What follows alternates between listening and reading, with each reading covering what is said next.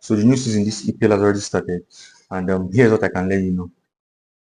Most of the clubs came with the same energy they left with last season. You understand?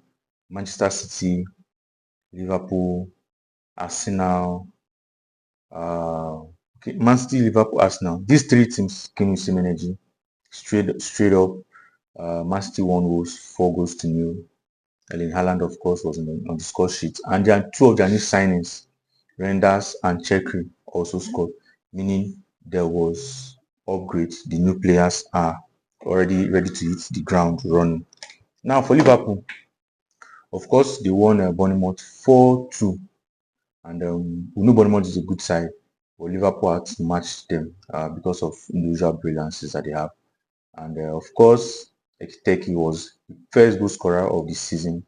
He opened the scoring for Liverpool in the first half. And as usual, Mo Salah, first day of the season, he doesn't fail to score. So Mo Salah was on the score sheet also for Liverpool. So Liverpool won 4-2, and Man City won 4-0. So I think Man City and Liverpool were the only teams that had 4 goals scored, although Man City did not concede any goal at all. But Liverpool conceded 2 goals against Bournemouth. Now, the surprising part was Sunderland. Sunderland came from the relegation straight up and they won 3-0. 3-0 against West Ham. West Ham are going to be struggling this season. I hope they don't get relegated because they did not start on the right foot.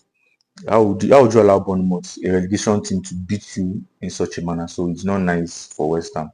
That wasn't a good one for West Ham at all, at all. And Arsenal, which was the last game of the week, won 1-0 with, let me say, a controversial goal. It was a corner kick. The goalkeeper was disturbed. I'm not trying to be biased because I'm a Manchester United fan, but I think the goalkeeper was disturbed to a large extent. Although he wasn't aggressive enough, but that goal is controversial.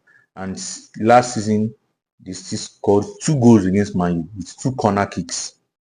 Now Manchester United won 1-0 in a corner kick against Arsenal also this season.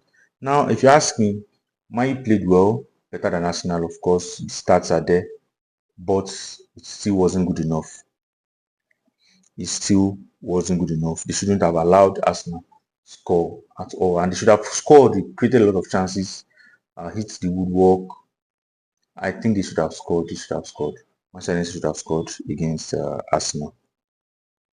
Now, for Tottenham Hotspur came with a lot of fire this season.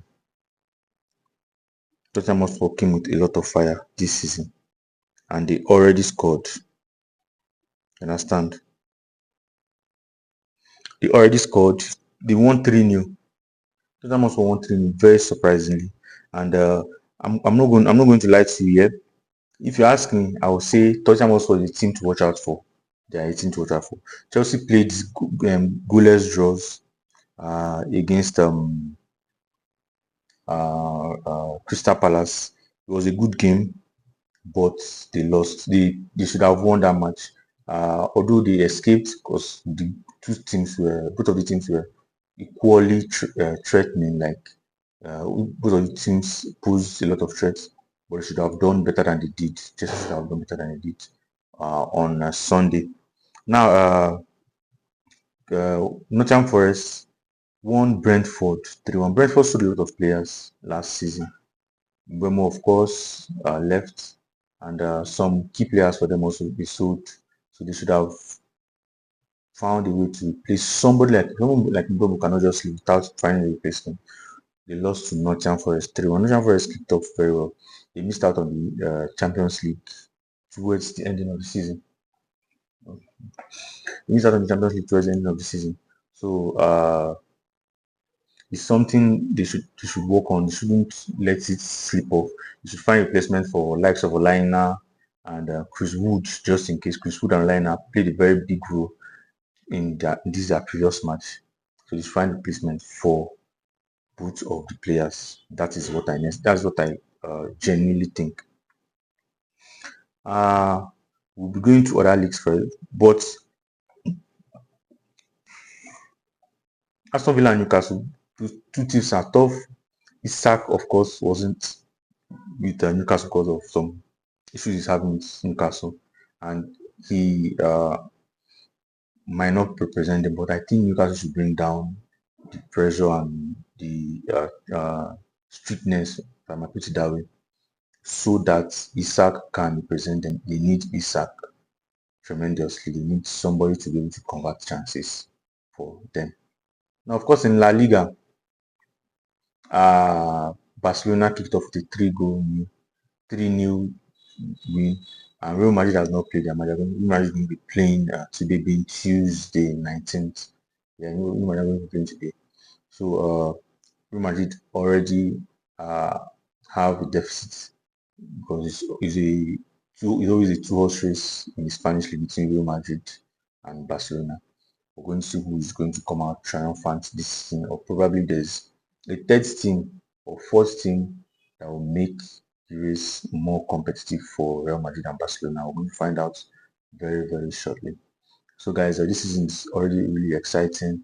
The big teams have done what they are supposed to do, except Real Madrid, who have not played their match already. So, we're going to be hoping and watching that this season turns out to be a very, very, very good one. All right. So, guys, thank you so much. See you guys shortly, and have a wonderful day ahead. Peace.